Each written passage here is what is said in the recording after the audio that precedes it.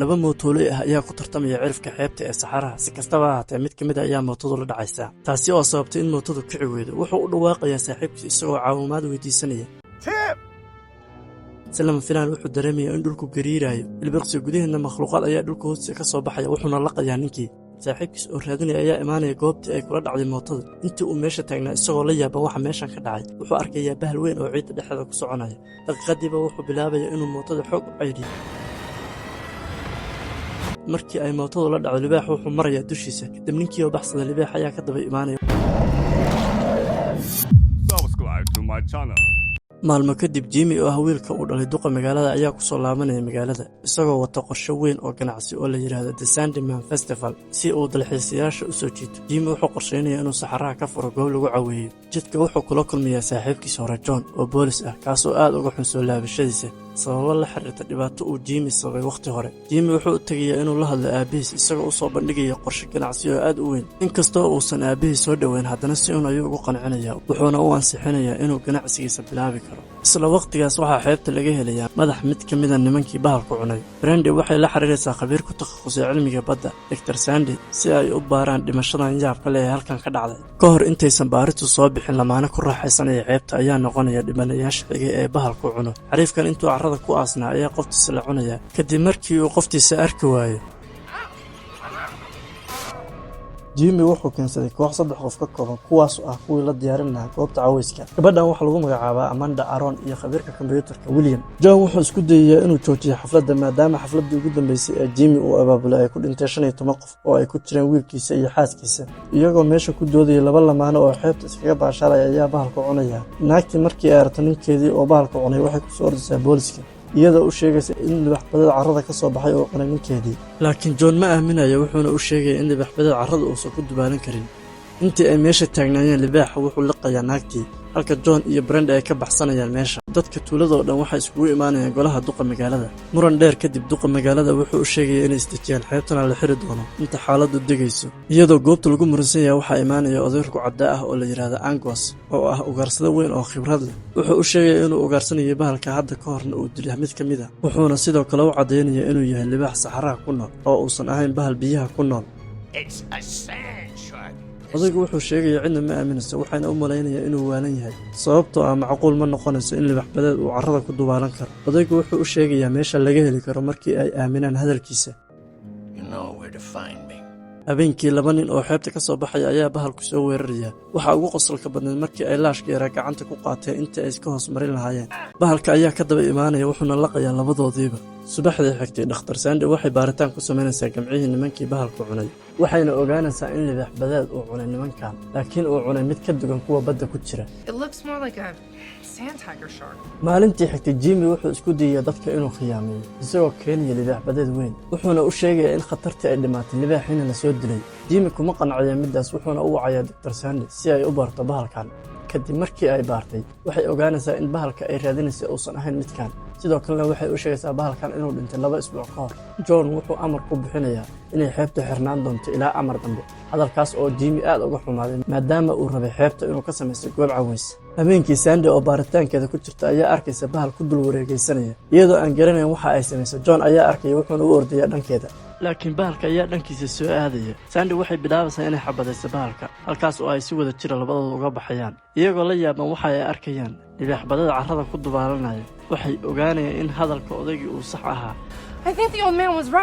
kadib duqa magaalada wuxuu go'aansanayaa in xeebtu xirnaan doonto Jimmy hadalka kuma farxayo wuxuuna bilaabay inuu ka soo horjeesto aabihiis si kastaba ha ahaatee aabihiis wuxuu ku adkaysanayaa in xeebtu xirnaan doonto intii uu carrada ag istaago ayuu lugta ku garaacayaa wuxuuna u sheegay in xeebtu xirnaan doonto inta bahalkan la dilayo nasiib xumo isagoo halkiisa taagan ayaa bahalka ciidda ka soo baxaya wuxuuna liqayaa duqa magaalada iyagoo aad uga naxsan waxa ku dhacay duqa magaalada ayay waxay arkayaan mid ka mid ah ragga Jimmy oo xiraya xariga korontada inkastoo ay u sheegeen kuna qayliyeen inuu carrada si dhaqso ah uga baxo laakiin ma ahan mid maqlaya sababtoo dhagaha waxa ugu jira earphone kadib waxa ku soo boodaya bahalkii laakiin wuxuu isku xiraya labada xarig taasi oo dhalinaysa maaso sidaa darteed libaaxa halkaas ayuu ku dhimanayaa isaga iyo ninkii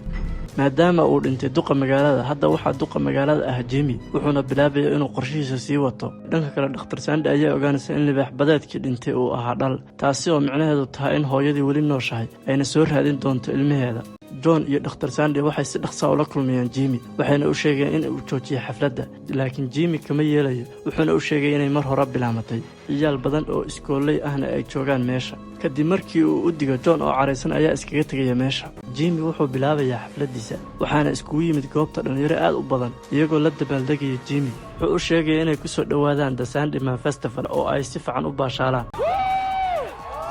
daqiiqada kadib Jimmy oo ku nasanaya gaarigiisa waxa uu imaanaya Amanda iyagoo wada sheekaysanaya libaax ciideed ka weynkii hore ayaa carrada ka soo baxaya wuxuuna liqayaa Amanda Jimmy isagoo naxsan wuxuu fuulayaa gaariga isagoo halkii taagan ayaa waxa uu imaanaya William iyo Aaron wuxuu iska dhigay inaysan waxba dhicin oo wax walba caadi ay yihiin kadib William wuxuu dhahayaa ugu sawira duqa magaalada Aaron oo sawir ka qaadaysa ayaa arkaysa madaxa Amanda waxayna bilaabaysaa inay xoog u qayliso iyadoo naxsan waxay weydiinayaan waxa uu ku sameeyay Amanda laakiin wuxuu u sheegay inuusan waxba ku sameyn oo libaax ciideed uu cunay William wuxuu soo jeedinayaa in la joojiyo xafladda maadaama dhammaan martida ay khatar ku jiraan laakiin Jimmy wuxuu ku adkaysanaya in xafladdu sii socon doonto isagoo ku qancinaya haddii xafladda la joojiyo in uu qasaari doono William kuma raacayo arrintaas wuxuuna bilaabayaa inuu ka tago isagoo ku hanjabayo inuu sheegi doono in libaax ciideedkii uu soo noqday markii uu dhaqaaqo Aaron ayaa madaxa dhala uga dhufanaysa Jimmy oo la yaaban waxa Aaron ay sameynayso waxay u sheegaysaa Jimmy in ay wax kasta qarin doonto laakiin beddelkeeda waxay rabtaa in la dallacsiiyo oo ay si toos u noqoto ganacsade sheer ku leh dakhliga ka soo xaroonaya xafladda Jimmy wuxuu ka ogolaanayaa shuruudaheeda wuxuuna ku laabanayaa xafladda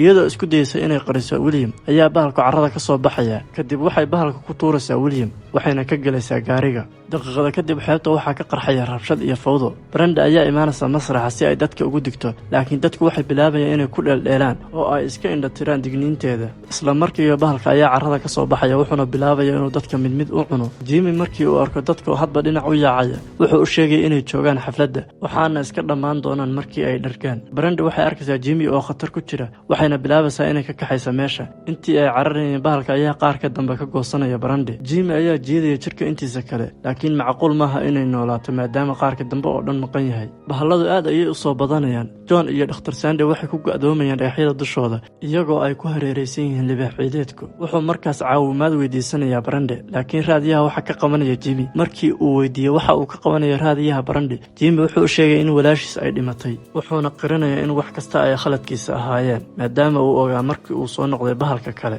haddii uu sheegi lahaana xafladiisa uu iska qasi lahaa John isagoo ka buuxda murug iyo caro wuxuu u sheegayaa Jimmy inuu la xisaabtami doono uuna dili doono meesha uu ku arko Jimmy mobilka ayuu ku jirayaa markii uu maqlo hadalka wuxuuna bilaabaya inuu gaariga xoog u cayriyo daqiiqada kadib Dr. Sandy ayaa u sheegaysa inay u baahan yihiin Jimmy caawimaadiisa si dadka bareedka saaran loo badbaadiyo maadaama iyagu ay halkan ku xayiran yihiin kadib John wuxuu mar kale wacayaa Jimmy wuxuuna u sheegay inuu la xisaabtami doono laakiin hadda uu u baahan yahay caawimaadiisa wuxuuna u sheegayaa isaga iyo Dr. Sandy inay ku xayiran yihiin meel dadka bareedka saaran ay u baahan yihiin in laga dajiyo inta libaax badeedka uusan imaan qaladkiisana uu ku sixi karo badbaadada dadka kale Jimmy uu ka ogolaanaya wuxuuna bilaabaya inuu caawiyo dadka laakiin inta uusan gaarin bareedka libaaxa ayaa weeraraya dadka Jimmy markii uu tago bareedka dadka wuxuu u sheegay inay ka baxsadaan meesha wuxuuna arkay laba dhalinyaro oo meesha ku ciyaaraya wuxuu u sheegay meesha inay ka baxsadaan laakiin way dhageysanayaan iyagoo iska indhatiraya khatarta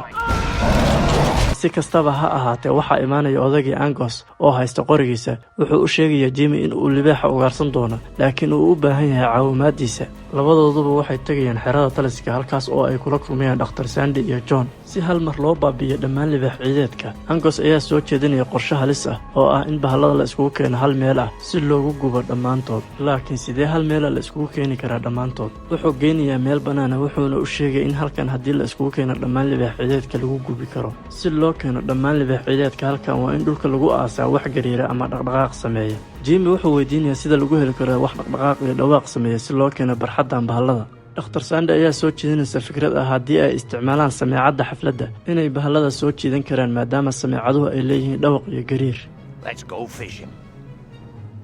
dhammaantood waxay isku raacayaan inay sameecadaha geliyaan dhulka markii ay qorshaha fuliyaan waxaa si tartiib u imaanaya bahallada waxayna u muuqataa in qorshahoodii uu shaqeeyey nasiib xumo waxaa go'aya fiilooyinka isku xira raadiyaha iyo sameecadda waxayna bilaabayaan inay aamusaan kadib bahalladu dib ayay iskaga noqonayaan waxaana guuldarradaas niyadjab ku noqonaysa tiimka si loo hagaajiyo fiilada sameecadda John ayaa go'aansanaya inuu u baxo bannaanka laakiin Jimmy ayaa u diidaya wuxuuna u sheegaya inuu beddelkiisa isagu aadi doono markii uu tago meesha wuxuu ogaanayaa in fiiladu go'an tahay macquulna ahayn in la hagaajiyo bahalladu waxay bilaabayaan inay isku hareereeyaan Jimmy laakiin Jimmy wuxuu go'aansanaya inuu naftiisa horo si loo baabi'iyo bahalladan oo dhan wuxuu isku tuurayaa carrada wuxuuna bilaabayaa inuu cod dheer ku heeso si uu bahallada iskugu keeno goobtan. markii ay bahalladu cunaan Jimmy, Angus ayaa dab ku shidaya maadaama markii hore ay ahayd carradu mid loo diyaariyay bahallada taasoo lagu shubay gaas. markii dhammaan bahalladu ay dhintaan, tiimku waxay bilaabayaan inay dabaaldegaan, laakiin ma noqonayo dabaaldegooda mid sii dheeraada. isla markiiba waxaa soo muuqanaya dhammaan libaaxyadii dhintay hooyadood, midaasoo ka khatar badan dhammaan libaaxyadii la dilay maadaama iyadu ugu dawaalanayso buur iyo carraba si isku wada mida. kadib markii ay cuntay Angus, labada kale waxay ku cararayaan guriga, laakiin halka uguma aysan harin. waxay ka soo dhaxbaxaysaa guriga dhexdiisa. John wuxuu bilaabayaa inuu xabadeeyo, laakiin xabaddu maahan mid wax ka taraysa. waxayna bilaabayaan inay guriga ka baxaan iyagoo ku tuuraya afkeeda bac bumba. kadib markii ay guriga ka baxaan, bumbada waxay ku qarxaysaa bahalkii, waxaana halkaa ku baaba'aya libaax ciideedkii. saacado kadib, xeebta dhexdeeda Aaron ayaa ka soo baxaysa gaariga, waxayna taleefanka Jimmy kala hadlaysaa ganacsade kale kaasoo doonaya inuu qandaraas cusub ka qaato Jimmy. waxay u sheegaysaa inay Jimmy kala wareegtay qandaraasyadii hore, hadda kadibna iyadu ay maamuli doonto. iyadoo aan la heshin, libaax ciideed kale ayaa dhulka ka soo baxaya wuxuuna la qayaa naagtii, taasi oo muujinaysa in khatartu aysan jasiiradda weli ka dhammaan.